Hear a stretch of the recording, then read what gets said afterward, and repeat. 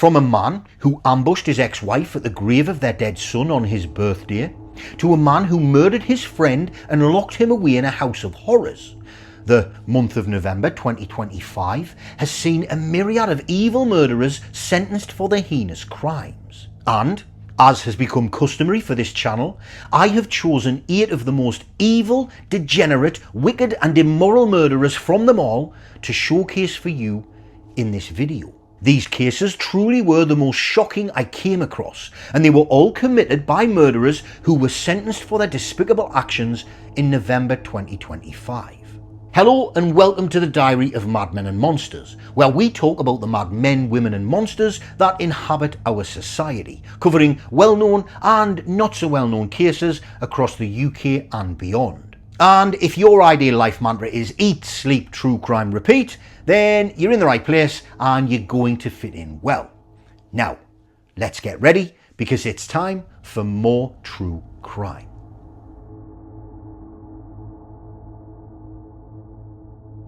On the morning of July 24th, 2023, 68-year-old Martin Suter walked into Crofton Cemetery in Stubbington with a kitchen knife hidden on his person. It was a calm, warm day in Hampshire.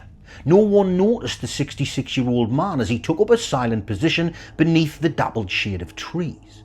He was alone, but he wasn't waiting for a ghost. He was waiting for someone very real. Suter sat for 5 full hours. He watched families come and go. He said nothing. He moved little. And the entire time, his eyes were fixed on one specific plot, the grave of his late son who had died many years ago. Suter's ex-wife, 71-year-old Anne Blackwood, was known to visit the grave every year on this date, their son's birthday, and this time Martin was going to be there waiting. Martin and Anne had been divorced for decades. By all accounts, their marriage had ended badly after the death of their son. They had eventually both moved on, but Martin's life had been unravelling. He was living alone in Lyon-le-Solent. He had few friends, and most damningly, he was awaiting sentencing for a historic indecent assault charge, an offence that dated back to the 1980s. For Martin, it felt like the walls were closing in, and in that bitterness, he turned his fury towards Anne. In reality, she had done nothing to him. In fact, friends described her as warm, good-humoured and compassionate, a woman who had devoted her life to her children and grandchildren, and who loved helping and inspiring others throughout her successful teaching career. But Martin saw her as a symbol of everything he had lost or thought he was owed. And so he came to the cemetery not to grieve his son, but to make Anne suffer. When Anne arrived on her bicycle just after 3:30 p.m, she carried with her a pair of garden scissors and a small bouquet. She knelt at the headstone and began trimming the stems, going about her visit like she usually would. That's when Martin decided to pounce, while her back was turned and she was preoccupied with tidying the grave. Martin stood up from his seat and walked towards her. There was no warning, no words, just action. He stabbed her from behind with the kitchen knife. The blade entered her back with such force that it snapped on impact. But Martin wasn't done. He grabbed the garden scissors from her hands, the same ones she had brought to honour her son, and used them to stab her again, and again, and again. In total, he drove the blades into her body 19 times, focusing on her neck and upper torso. It was not a spontaneous attack. It was rage, directed, intentional, and final. As Anne lay dying, Martin didn't run. Instead, he calmly pulled out his phone and dialed 999. When the operator answered, Martin simply said, "I've just killed my ex-wife. I'm at Crofton Cemetery." The dispatcher's tone changed instantly. Police raced to the scene. When they arrived, they found Martin sitting quietly beside Anne's body. The bloodied scissors were on the ground. He offered no resistance. He made no apology. He was arrested on the spot. At the police station, Martin spoke as though what he had done was obvious, inevitable. He showed no remorse, no horror. He explained that he had planned to kill Anne at their son's graveside on his birthday because, in his words, she deserved it. For years now, Martin had blamed Anne for the death of their son. He claimed it was all her fault and that his life had been ruined by her, even though their son's death had been ruled as accidental at the time. Even when approached by passers-by who saw Anne on the ground and asked if they could help, Mr. Suter replied coldly, "No, she's dead. I killed her. I called the police. It's been 40 years. I couldn't take it anymore." But the story didn't end there. Investigators soon uncovered a disturbing truth. Martin had a history of predatory behaviour. Just months earlier, he had pleaded guilty to an indecent assault on a 14-year-old girl that had occurred nearly 40 years prior. Sentencing in that case had been pending at the time he murdered Anne. When the case went to trial in May 2024, Martin initially tried to claim diminished responsibility. He wanted to plead guilty only to manslaughter, citing depression. But the prosecution wasn't having it. The evidence was clear. Martin had planned this attack. He had waited. He had chosen the date, the place and the victim. This wasn't a breakdown. It was an execution. On the first day of the trial, likely recognising that the court wasn't buying his defence, Martin abruptly changed his plea to guilty of murder. The trial ended immediately. Anne's family was spared the trauma of a long proceeding. Then, on November 21st, 2025, Martin Suter stood before Portsmouth Crown Court for sentencing. The judge described the murder as one of the most calculated and symbolic acts of cruelty she had ever seen. To kill a woman at her son's grave, on his birthday, with the tools she brought to pay her respects. He handed down a sentence of life in prison with a minimum term of 27 years and 230 days. Martin Suter will be in his 90s before he is even eligible for release. But for Anne's family, there is no release. Their mother, their grandmother, their friend, taken in a place meant for remembrance, killed by a man who claimed to mourn the same child she had come to honour. A double tragedy sealed in blood beneath the shade of trees on a summer afternoon.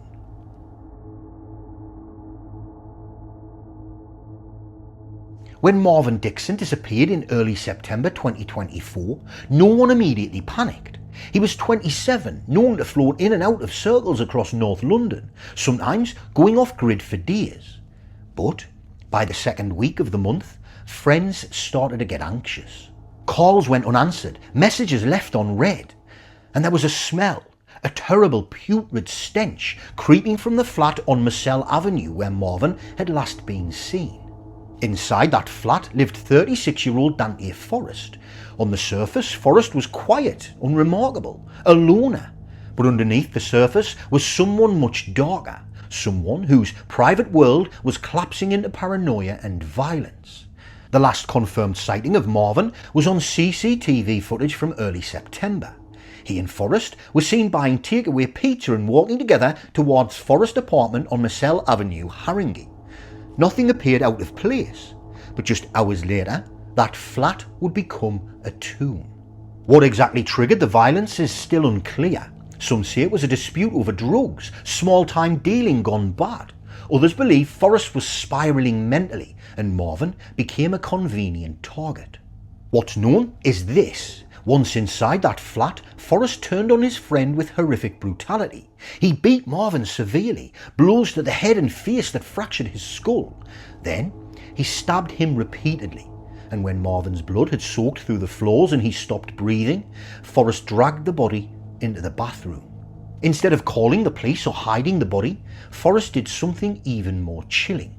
He locked the bathroom door from the outside, boarded up the home and padlocked the front door, leaving Marvin locked in his home in complete darkness to fester. For days the body remained there. As the heat swelled, neighbours began to complain about the smell. Forrest lied, saying it was spoiled food, but as the odour became unbearable, someone finally called the authorities.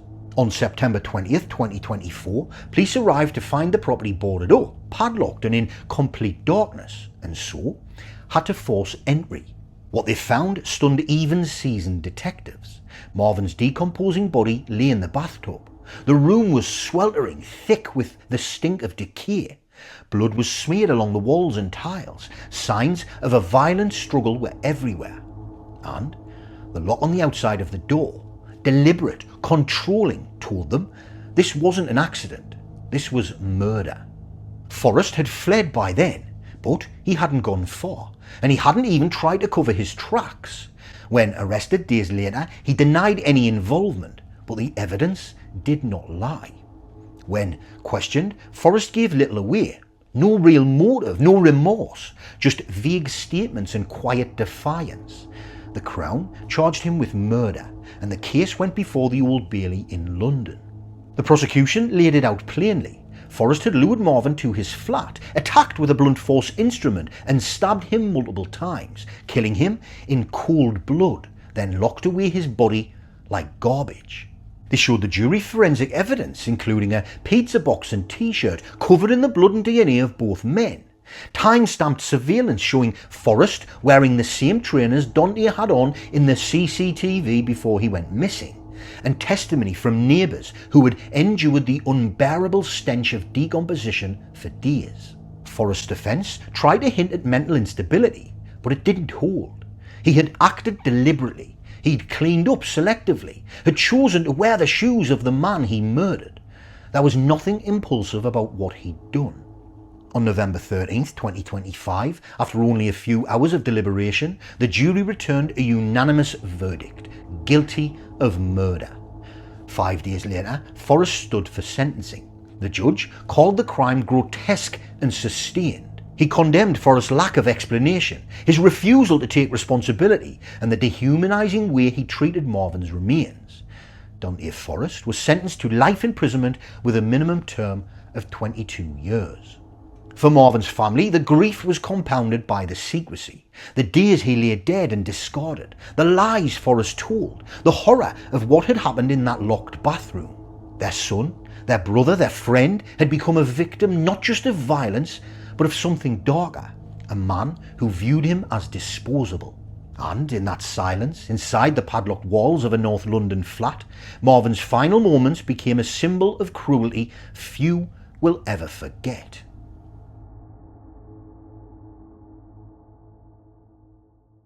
Chloe Bashford, 30, saw Derek Martin as a father figure. Derek had known Chloe since infancy. He was once married to her mother, Elaine, and remained a close friend of the family. Over the years, he spent time helping out with Chloe and her husband Josh's 4 children, aged 15, 12, 7 and 4. One of the kids even described Derek as being like a granddad, and Chloe herself affectionately called him her stepdad. By 2023, despite no longer being with Chloe's mother, Derek was deeply ingrained in the Bashfords' lives, a trusted helper always ready to lend a hand. No one could have imagined the darkness that was about to unfold. Friday, June 9th, 2023 began unremarkably. Derek, 64 at the time, and Chloe followed their usual routine. Early that morning, Derek picked up coffees for himself and Chloe and arrived at the Bashfords' New Haven home in time to help drive the younger kids to school. After dropping the children off, Derek and Chloe treated themselves to breakfast together, and then Derek drove Chloe to a Sainsbury's supermarket where she did some shopping. By approximately 10:30 AM, the pair returned to the family's house on Lewes Road in New Haven. It was, by all accounts, a completely ordinary morning, nothing out of the ordinary, as one account later noted. With the children safely at school and errands complete, Derek stayed at the house to do a few odd jobs, as he often did. Neither Chloe nor anyone else could foresee that this calm morning was about to explode into violence. Shortly after midday, the mundane normalcy shattered. According to court evidence, around 12:16 PM, an argument erupted between Derek and Chloe, reportedly over money issues, and Derek suddenly just flipped. In a burst of rage, he grabbed a hammer he'd been using for chores and struck Chloe repeatedly in the head. As she collapsed, wounded and stunned, Derek put down the hammer, hurried into the kitchen and returned with a large knife. He then proceeded to stab Chloe 8 times, 5 vicious thrusts into her back and 3 into her abdomen. 2 of the stab wounds were so deep that they pierced vital organs, causing catastrophic bleeding. Chloe, a young mother of 4, died from these multiple stab wounds, left in a pool of blood on the floor. Moments later, around 12:20 PM, 33-year-old Josh Bashford returned home from his job, unaware of the horror unfolding inside. The couple had planned to meet up midday. In fact, the three of them were supposed to go car shopping together that afternoon. Instead, Josh walked into a nightmare. Derek lay in wait and ambushed Josh as soon as he entered the home. Startled, Josh ran upstairs, but Derek chased him into the master bedroom. Armed with a bloody knife, a desperate fight ensued. Derek slashed Josh's back and then repeatedly stabbed him in the chest and torso. 4 stab wounds in total were later documented. As Josh fell gravely wounded, Derek dropped the knife, grabbed a rope or ligature and strangled Josh until he moved no more. In the span of just a few minutes, Derek Martin had brutally eliminated the 2 people who trusted him most. In the immediate aftermath of the killings, Derek's behaviour was chillingly calculated. Standing in a house now silent and stained with blood, the 64-year-old tried to cover up the crime scene. He wiped the knife clean and even attempted to mop up some of the blood spatter. He unscrewed and removed the door handles from the rooms where Chloe's and Josh's bodies lay. Later, Derek explained this bizarre step as an effort to prevent the Bashford children from accidentally discovering the horrific scene, should they come home and try to enter one of those rooms. He also took down the family's video doorbell camera from the front door, presumably to destroy evidence of his comings and goings. Derek then changed out of his blood-stained clothes into a fresh outfit, hiding or discarding the incriminating garments. With the house somewhat secured against immediate discovery, Derek turned his attention to the 4 children, now tragically orphaned but unaware. He had to act as if everything was normal. That afternoon, Derek calmly went to the local schools to pick up the 2 younger children, and he arranged for the older 2 kids, who were teens, to meet him at a nearby Costa coffee shop. In an almost surreal scene, Derek treated the kids to drinks at Costa as if it were any other Friday. He told them a cover story, insinuating that Chloe and Josh had had a row and needed some time alone.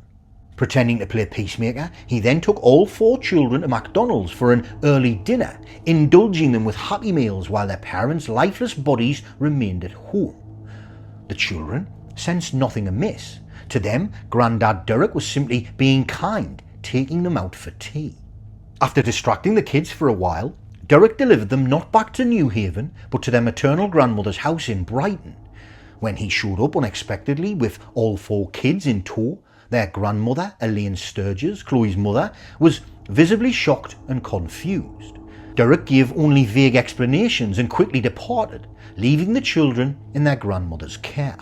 During this period, he also disposed of Chloe's mobile phone, tossing it into some bushes near a Sainsbury's supermarket in New Haven, which investigators later recovered due to Derek's assistance. With the deed done and the children safe elsewhere, Derek Martin prepared to turn himself in. At 6:11 p.m, roughly 6 hours after the murders, he sent Elaine Sturgis a cryptic text message. In it, he apologised for what he'd done and warned that he was about to walk into the police station. He urged Elaine to look after the kids, a final confirmation that something was terribly wrong. True to his word, at approximately 7 p.m. that evening, Derek walked into the Brighton police station. Approaching the front desk, he calmly announced to the duty officer, "I've killed 2 people." The confession was so blunt that officers initially weren't sure if they'd heard correctly. Derek repeated himself, making it clear that the 2 people were Chloe and Josh Bashford, his own stepdaughter and her husband. Police rushed to the Bashfords' New Haven residence and, upon entry, confirmed the gruesome reality. Chloe and Josh were found dead inside, just as Derek had said. At 7:12 p.m, Derek Martin was formally arrested on suspicion of murder, ending the day's tragic chain of events. Right, so do you want to stand up for us? The time is now 7:12, okay? You're under arrest on the suspicion of murder times 2. Do not say anything, however may harm defence. If you do not mention when questions, then we shall later align in court. Anything you do say may be given in evidence. The reason for this is that you've stated you've murdered 2 people. Officers have attended your address and have found 2 bodies, okay?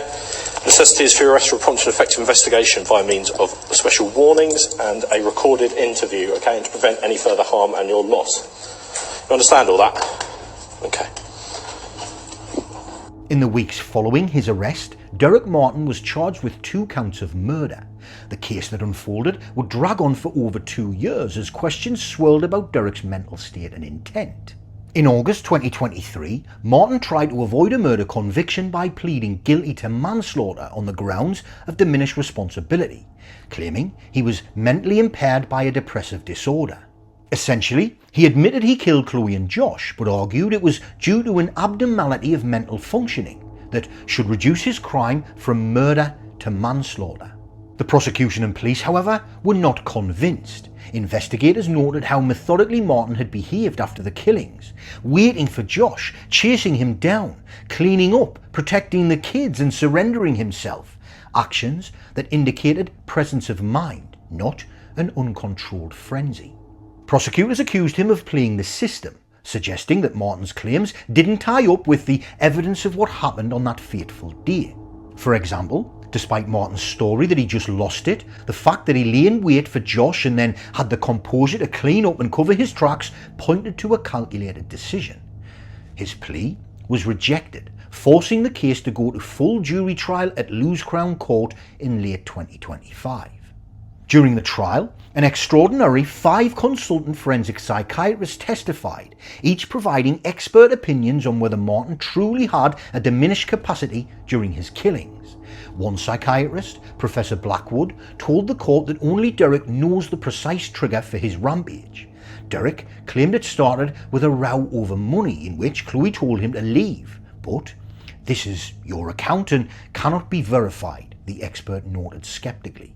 What was clear is that something happened on the morning of the 9th of June 2023 that was intolerable to Martin and enraged him, leading to an explosion of rage and resentment that culminated in 2 brutal deaths. After a 3-week trial packed with technical psychiatric evidence, the jury was unconvinced by Martin's defences.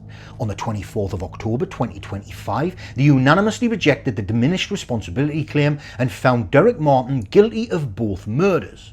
The man Chloe had once trusted as a father figure was now a convicted double murderer.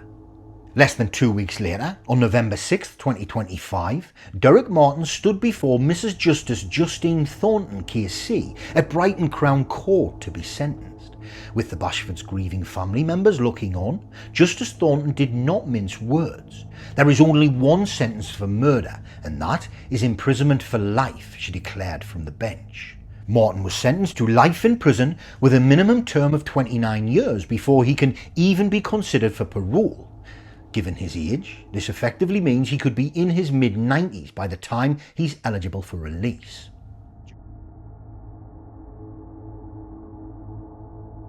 It's a chilly evening in Leeds on the 18th of March 2025. In the Quiet Beast neighbourhood, Darren Leach, a 53-year-old struggling alcoholic with a heart of gold, answers a knock at his door. Outside stands William Joyce, a 38-year-old acquaintance known around the estate for being a bully. Darren and Joyce had spent many afternoons drinking in the local park, but lately, Joyce's visits had taken a darker turn. He'd been pressuring Darren for money. He knew Darren had a bit of cash set aside for rent. So that late afternoon, Joyce comes calling, supposedly for cigarettes or a drink, but with a greedy glint in his eye. Darren lets Joyce in, hoping perhaps for a friendly chat. Less than 2 hours later, Joyce slips out of the house lugging a plastic bag with Darren's small TV inside. Neighbours didn't notice the departure, and Darren doesn't emerge again. Overnight, an eerie silence hangs over the Marsden Grove flat, and a slow, smoky burn starts from Darren's living room sofa. It isn't until the next morning that friends, concerned they hadn't heard from Darren, arrive to a grim scene. The home is hazy with soot, a carbonised smell in the air, and they find Darren lying lifeless next to a scorched couch. Panicked, they call 999. Firefighters and paramedics rush in, only to find it's too late. Darren is gone. At first, it looks like a tragic accident. Darren was known to fall asleep with a cigarette. Maybe he'd simply drunk too much, passed out, and a smouldering fire did the unthinkable. But as investigators examine the body, a different horror emerges. Darren's neck is broken, his voice box crushed, ribs shattered. Bruises mar his face and eyes. The fire, it turns out, isn't what killed Darren at all. He was beaten to death, then left in the house as flames licked at the furniture. Detectives now realise they have a murder on their hands, and suspicion quickly turns to the last person who saw him alive, William Joyce. In the tight-knit Beeston community, whispers had already been circulating. Darren had confided to a friend on the very day he died that Joyce won't stop pestering me for money. Joyce knew Darren got his benefit payment and had rent money in the house, so when Darren wouldn't hand it over, Joyce's temper flared. Investigators pieced together CCTV footage from that evening. Darren, unhurt, entering his home at 4:50 p.m, Joyce arriving at 4:55 p.m and stepping inside. Then, Joyce leaving around 6:20 p.m, awkwardly hauling a yellow bag with a TV inside. Darren was never seen alive after that.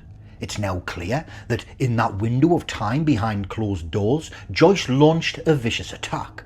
He beat and strangled Darren brutally, likely demanding cash that Darren either couldn't or wouldn't give. In the struggle, Darren was grievously injured and left unable to move. At some point, a fire started on the sofa, perhaps lit deliberately by Joyce to cover his tracks, or maybe from a knocked over cigarette. The investigation couldn't fully determine how it had started. Either way, Joyce didn't call for help. He left his friend to die there, incapacitated and alone, while smoke filled the flat. When police bring Joyce in for questioning on the 30th of March, he offers only a cold, stony silence. But the evidence speaks volumes. Joyce's fingerprints are on a beer can next to Darren's body. CCTV shows him with the stolen TV, and Darren's rent money, about £100, has vanished with Joyce. Confronted with this, Joyce remains impassive.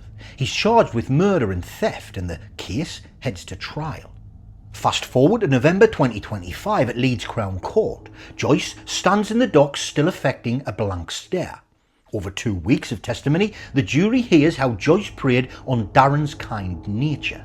Friends testify that Darren Leach was a well-liked, gentle soul who had fallen on hard times, while Joyce was a predatory thug who earned his nickname Irish through intimidation. The prosecution lays out the chilling timeline. How Joyce showed up under friendly pretences and then beat Darren so savagely that he couldn't escape when fire and smoke crept through the flat. Pathologists confirmed Darren was alive but defenceless as smoke filled the room. A cruel end intentionally or recklessly brought about by Joyce's actions. The defence has little to counter with. Joyce had refused to explain himself, offering no evidence in his favour. It takes the jury only a short deliberation to unanimously pronounce guilty on all counts. Joyce, now a convicted murderer, clenches his jaw but betrays little emotion as Darren's family sobs quietly in the gallery. In a poignant victim impact statement, Darren's siblings called Joyce a repeat violent offender who preyed on a vulnerable man, our brother, for his own selfish gain. They described the pain of knowing Darren's last moments were terror-filled and that he'll never see his children and grandchildren grow up. On sentencing day, the 12th of November 2025, the judge's words are scathing and firm. He recounts how Joyce brutalised a supposed friend and left him to die in an almost cinematic act of cruelty. You subjected Darren to a vicious assault and left him in danger in a place he should have felt safe, his own home, the judge intones. Citing Joyce's lack of remorse and his history of violence, he delivers the only just outcome: life in prison with a minimum term of 25 years.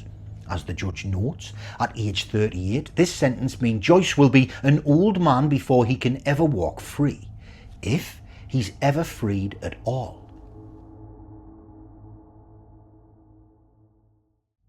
At this time, it's just suspicion, mate, but I'm going to arrest you for Section 18 assault, okay? Arrested? Yeah, I'm going to arrest you for because I've still got you in cuffs, man. You're going to stay in cuffs, okay? So you don't have to say anything. May harm and defence. If you don't mention one question, something which will later on court. Anything do you say, maybe give an evidence. The time being, I'm going to have to wait for other officers to get here first, right? That's just the information I've got. There's a suspicion that you've potentially assaulted him. No, he's assaulted me. No, he's assaulted me. No. Right, okay. No, he's assaulted me. It's just a suspicion.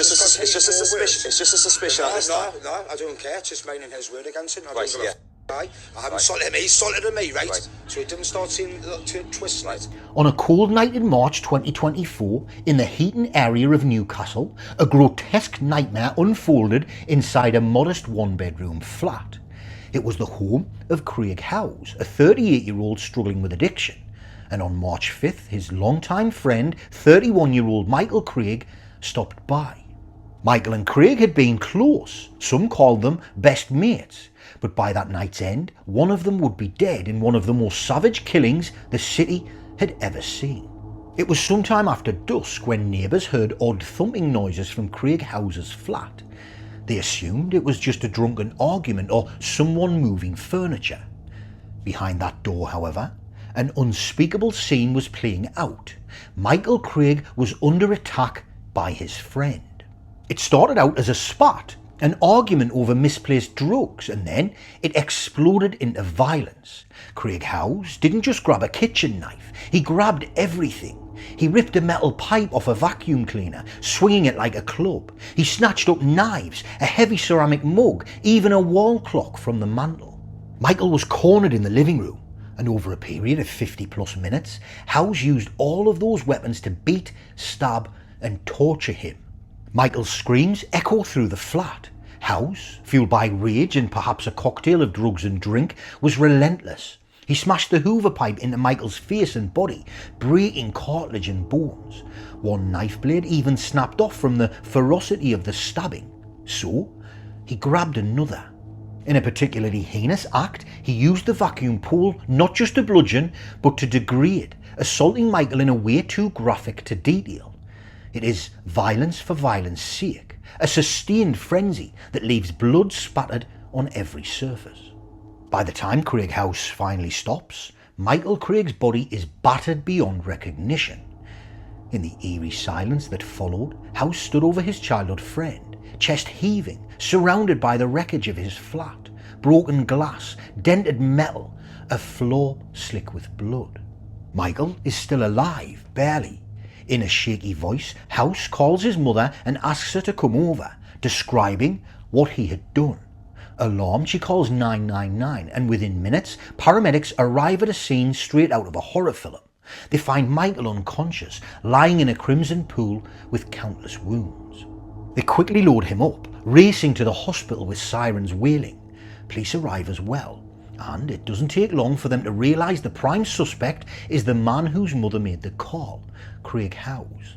He's immediately arrested on suspicion of attempted murder, hands still stained with his friend's blood. Time, it's just suspicion, mate, but I'm going to arrest you for Section 18 assault, okay? Arrest him? Yeah, I'm going to arrest you because I've still got you in cuffs, man. You're going to stay in cuffs, okay? So you don't have to say anything. Me, I'm defensive, don't mention one question. Something which will later on in court. Anything do you say, maybe give an evidence.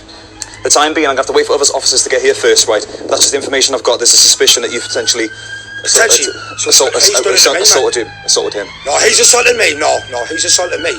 No. Right, okay. No, he's assaulted me. It's just a suspicion at this time. No, I don't care. It's just meaning his word against him. Right, yeah. I haven't assaulted him. He's assaulted me, right? So he didn't start seeing to twist right. At the Royal Victoria Infirmary, trauma surgeons fight to save Michael, but the damage is just too extensive. Within hours, Michael succumbs to his injuries. The list of those injuries is staggering. A forensic post-mortem later tallies 91 separate injury sites on his body. 91. Cuts, slashes, broken ribs, a shattered voice box, stab wounds to the face, defensive wounds on the arms, evidence of a desperate struggle for life. The lead detective, hardened by years on the force, is shaken by the sheer brutality. Craig House, now charged with murder, at first offers a bizarre semi-defence. He claims he doesn't remember what happened.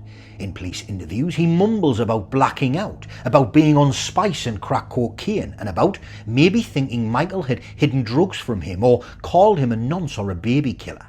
It's a flimsy story. One look at the forensic evidence and the crime scene photos, and it's clear this was no accidental outburst or self-defence scenario. This was prolonged intentional cruelty.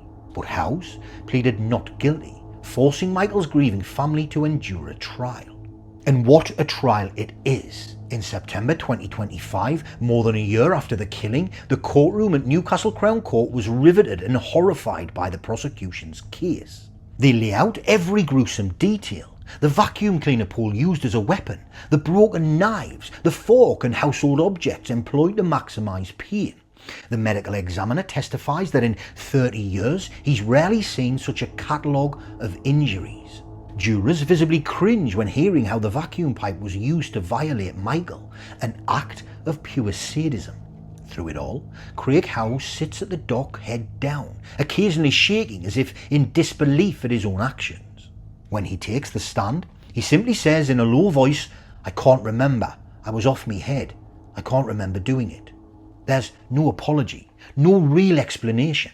Perhaps he truly doesn't recall the frenzy, or perhaps he can't face it. The jury certainly remembers the evidence. After 3 weeks, they return with a unanimous guilty verdict. Craig Howes is now a convicted murderer. At sentencing, Judge Edward Bindloss doesn't hold back. He calls Howes' actions gratuitous barbarity and emphasises that Michael suffered for a long time before death. "You used 6 different weapons to inflict 91 injuries, the judge recounts, staring down at Howes. "This was a prolonged torture of a man who called you his friend." For the murder of Michael Craig, Judge Bindloss sentenced Howes to life in prison, ordering that he serve at least 20 years before any chance of release. In practical terms, that means Howes will be nearly 60 at minimum, effectively facing the loss of the prime years of his life, much as he stole all of Michael's remaining years. When the judge asks if he has anything to say, Howes simply shakes his head and keeps his eyes fixed on the floor.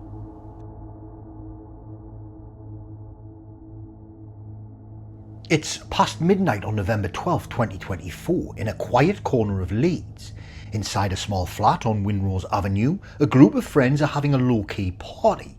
The air is hazy with cigarette smoke and the sweet smell of nitrous oxide laughing gas. Young people lounge around, passing balloons, giggling at the light-headed euphoria it gives. Among them is Seymour T. Quashira, known simply as S to his mates, a 23-year-old with a bright smile. Also in the flat is Romain James, just 17 at the time, a kid from a rougher part of town who's more of a friend here. Romain is known for one thing on the streets: he always carries a machete. It's a bizarre badge of honour, an 18-inch blade hidden under his coat that makes him feel big, untouchable. Earlier in the night, CCTV cameras even caught Romain outside the flat, casually inhaling a balloon with one hand and holding that machete at his side in the other. It's like something out of a movie. A teenager in a hoodie, laughing gas balloon in his mouth and a large knife gleaming by his leg. But inside the flat, most of the friends shrug it off. That's just Romain. He likes to act hard. As the night wears on, a friction sparks. We'll never know exactly over what. Maybe a joking insult, maybe someone looking at someone the wrong way. But Romain becomes fixated on Seymour. He accuses Seymour of chatting shit about him, of disrespect. Seymour, caught off guard, denies it. "Chill out, man, I haven't said anything." Others try to defuse it, but Romain is high on gas and ego. He stands up, eyes narrowed. The room falls quiet. Without warning, Romain whips out his machete from under his coat. The steel catches the light of the cheap flat's bulb. Seymour's eyes go wide. "Whoa, what the hell?" he manages to utter. In a flash, Romain lunges. The machete plunges into Seymour's stomach with a sickening thud. For a heartbeat, everyone is too stunned to move. Seymour gasps, a bloom of red staining his t-shirt. Then the screaming starts. A friend on the sofa yells, "Oh my God, he stabbed S!" Seymour staggers back, hands instinctively going to the wound on his abdomen. Romain yanks the blade out. It's slick with blood and slashes again, this time catching Seymour across the side of the neck. Seymour collapses to the floor, bleeding profusely. The flat erupts in panic. One friend bolts out the door to the street, another cowers behind a chair. Romain stands over Seymour, the machete in his hand, dripping. Seymour is on the ground, eyes glazing over, trying to speak, but only making wet choking sounds. The frenzy of the moment breaks and Romain seems to realise what he's done. He turns and runs. He flees out of the flat, barreling down the stairwell and into the night, machete still in hand. On the street, a security camera catches him sprinting away, the bloody blade visible as he passes under a street light. Back in the flat, it's chaos. One of the members of the group there fumbles their phone and dials 999, begging for an ambulance to come quickly. Another friend, shock giving way to action, kneels by Seymour and presses a towel to his stomach wound. Seymour's friend keeps talking to him. "Stay with me, S. Come on, bro, stay awake." But Seymour's eyes are rolling back and his blood is pooling on the carpet. Paramedics arrive in minutes. The call went out as a Category A stabbing. Young male, not conscious. Police too swarm the area giving reports of a machete attacker at large. They find a scene of horror, a once happy gathering now silent but for the moans of a grievously wounded young man. Medics take over CPR and do everything possible for Seymour. They hustle him into the ambulance, performing emergency measures. But, despite racing to the hospital, Seymour is pronounced dead shortly after arrival. A single savage stab to the gut has done catastrophic damage internally to organs and blood vessels, and the slash to the neck induced massive blood loss. There was nothing more they could do. West Yorkshire Police immediately locked down the scene. Who did this? Through hysterical sobs and shock, one name comes up again and again. Roma. It was Romain. He just flipped and he stabbed him. Within an hour, descriptions of Romain James, tall, slim, in a black hoodie, go out on the police radio. Officers recall that name. In fact, some had stopped him before for carrying knives. They realise they're hunting a teenager. A manhunt ensues across Leeds in the pre-dawn darkness. It doesn't take long. By dawn, police arrest Romain James at a relative's house where he'd run. He's found hiding in a shed, shirtless and shivering. He'd ditched his bloody clothes earlier. They don't find the machete. He managed to toss it somewhere en route, but they don't need it in hand to know what he did. His hands have small cuts consistent with using a slipping blade, and witnesses put that weapon in his grip. In the days that follow, the senselessness of it all strikes the community. Seymour's family is devastated. He was a friendly, outgoing young man, not involved in gangs or anything, just in the wrong place with the wrong person at the wrong time. Romain, in police interviews, tried to spin some story. "It wasn't like that. He was going to rob me. I was scared. I didn't mean to kill him." But no one who was there backs him up. They all say Romain was the aggressor. And more tellingly, if it was self-defence, why did he run and dump the knife? The answer is obvious. Because he knew what he'd done was murder. Nearly a year later in Leeds Crown Court, Romain James is found guilty of murdering Seymour. Throughout the trial, he sits sullen, maybe finally grasping that his life as he knew it is over. The highlight is the judge's scathing reprimand. Judge Guy Curl looks down at Romain and says, "This would not have happened if you hadn't have been armed. This is the evil of carrying machetes." In one sentence, he encapsulates the tragedy. A minor slight at a party escalates to a killing solely because a teenager thought it was cool to carry a big knife. For taking Seymour's life, Romain James, who just turned 19, is sentenced to life in prison with a minimum term of 24 years behind bars. He barely flinches. Maybe he expected nothing less. Maybe he's numb. In the courtroom benches, Seymour's mother quietly weeps. She will never see her son again.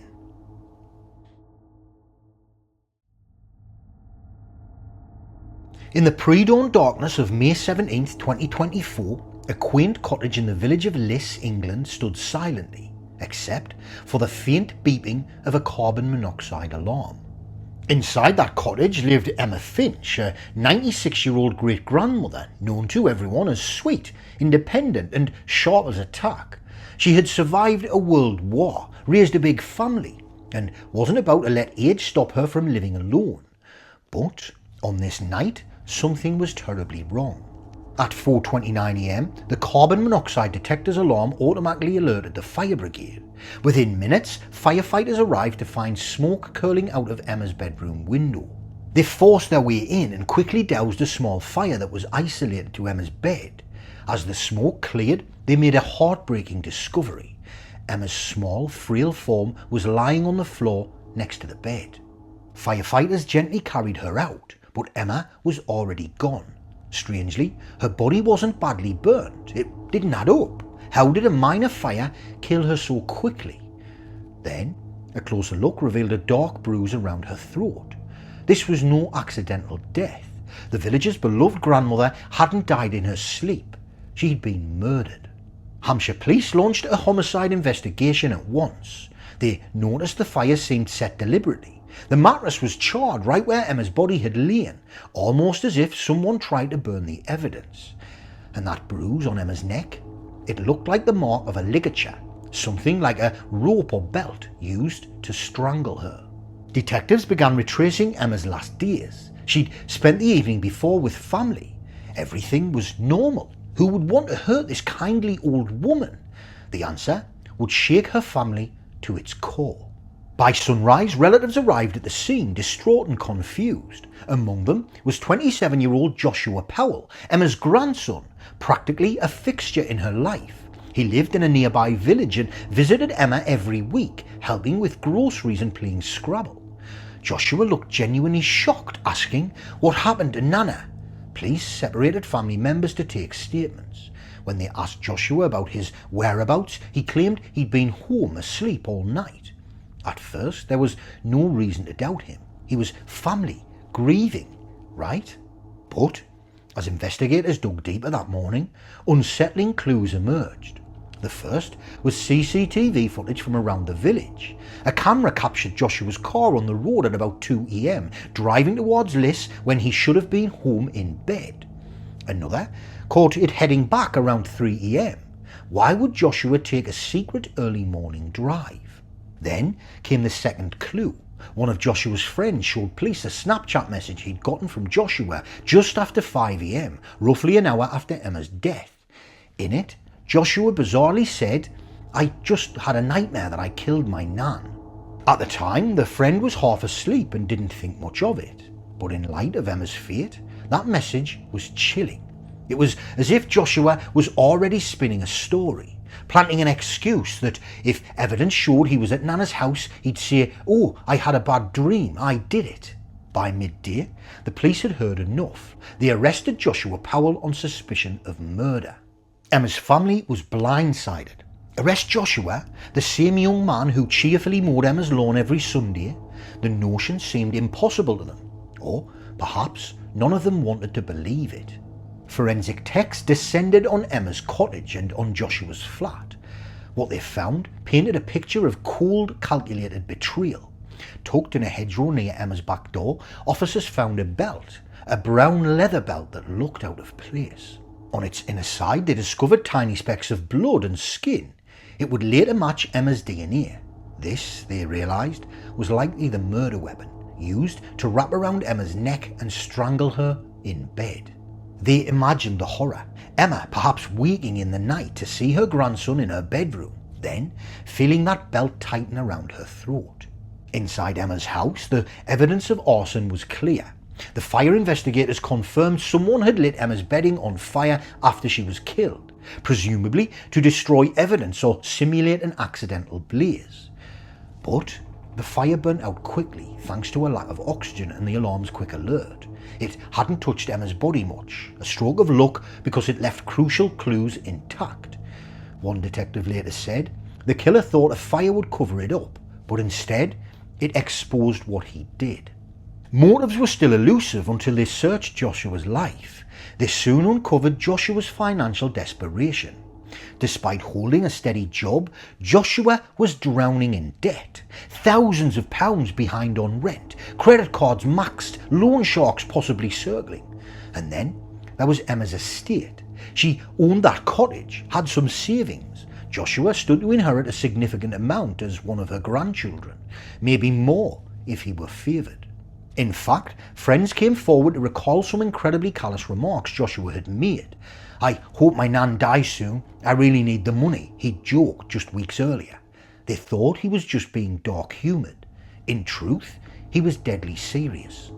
Piece by piece, the timeline of terror came together.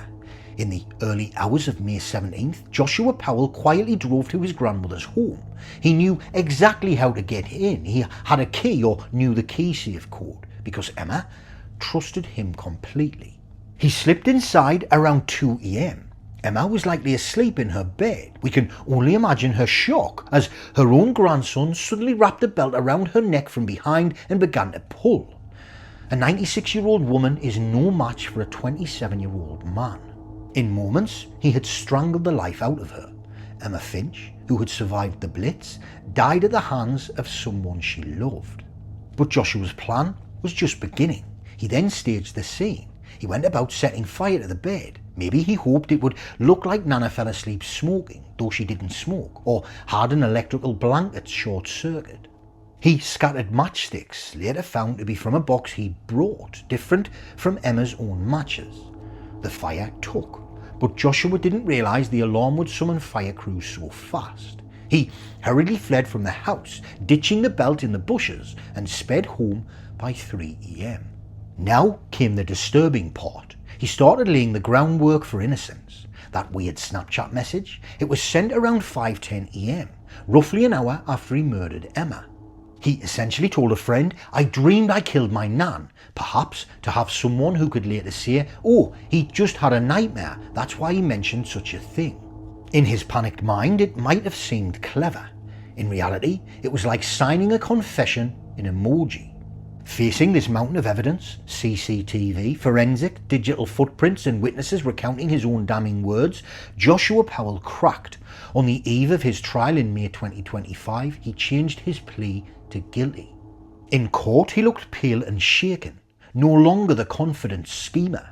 How could he justify the unjustifiable? Through his lawyer, he offered some feeble apology about being under financial pressure and not thinking straight. But no apology could ever suffice. Emma's children and grandkids, those still able to bear being in the same room as Joshua, listened in stony silence. At sentencing, the judge spared no wrath. He highlighted how Powell had mercilessly strangled a 96-year-old who trusted him, then tried to cover it up with arson. She said it was hard to imagine a more profound betrayal. "Miss Finch was your grandmother. She loved you, and you repaid her by ending her life to serve your own greed." Because Joshua murdered for inheritance money, essentially murder for gain, the judge imposed a severe punishment, life with 26 years to serve. At 27, that means Joshua would be at least 53 before he could breathe free air again, possibly far older if parole isn't kind. He stood in the dock, head hung low, tears in his eyes, perhaps the reality finally hitting him that he'd traded his grandmother's life and his own freedom for some quick cash that he never even got to enjoy.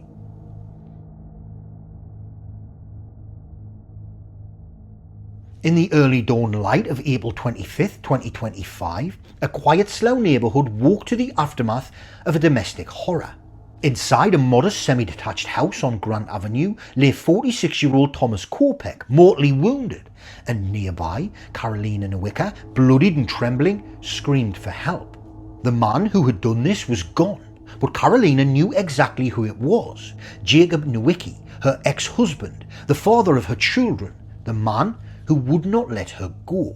To understand that morning, we have to rewind. Jacob and Carolina had once been a typical family. They married young, raised 4 kids in this very house, but by 2021, cracks showed. Jacob's drinking led to a serious crash that landed him in jail. Carolina stood by him through the first stint, but when he violated parole and went back behind bars, Carolina decided she'd had enough. She ended the marriage. It was a heart-wrenching choice. Jacob was her first love, but his demons had destroyed their life together. Carolina struggled in the aftermath, even developed her own issues with alcohol for a time, and their children were taken into temporary care. But in 2024, things were looking up for her. She got help, got sober, and found comfort in an old friend, Thomas Kopek. Thomas was a kind 46-year-old man, a father and grandfather who moved in with Carolina as both a housemate and eventually her new partner.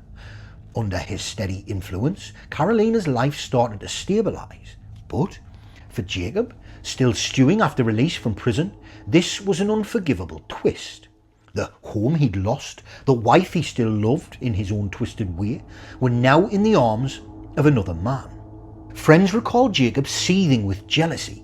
He told one, "I saw them together, laughing in my house." He began stalking by the house at odd hours. In fact, evidence later showed he managed to get a code to the back door's key safe, planning for a confrontation.